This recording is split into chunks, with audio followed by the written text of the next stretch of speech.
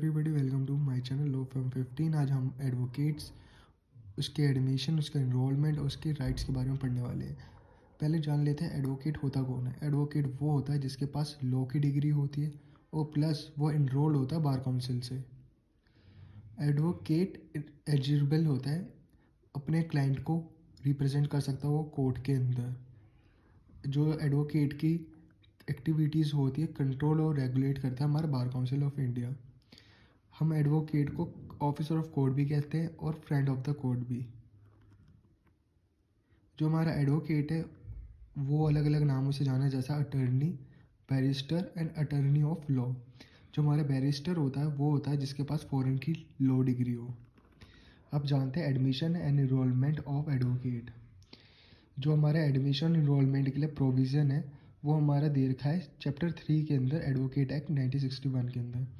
जो हमारा सेक्शन 24 है वो हमारा बताता है एडवोकेट एक्ट 61, जो हमें बताता है क्वालिफिकेशन रूल्स जो हमें एडवोकेट बनने के लिए ज़रूरी है।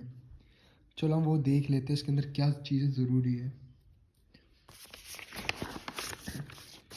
First, the person must be a citizen of India.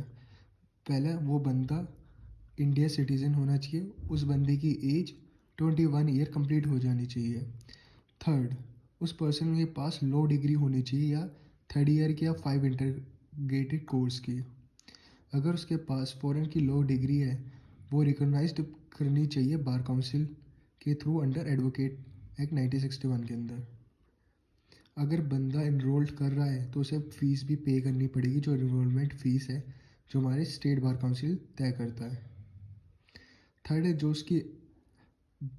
उसके अदर रिक्वायरमेंट होगी, जो स्पेशल रूल बना रखे होंगे स्टेट बार काउंसिल ने, उसको भी उसे पूरा करना पड़ेगा।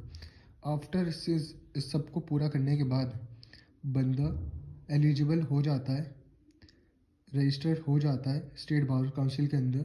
2 साल के लिए प्रोविजनली रहता है, टेम्परेरी रहता है वो। इन 2 साल के अंदर उसे स्टेट बार काउंसिल के अंदर अपने आप को रजिस्टर करवाना पड़ता है by giving the exam of all India bar council exam, bar exam. अगर जब वो AIB का एग्ज़ाम कंप्लीट कर लेता है तो उसे सर्टिफिकेट मिलता है प्रैक्टिस का। वो उस सर्टिफिकेट के थ्रू वो कहीं पे भी प्रैक्टिस कर सकता है ऑल इंडिया ऑफ द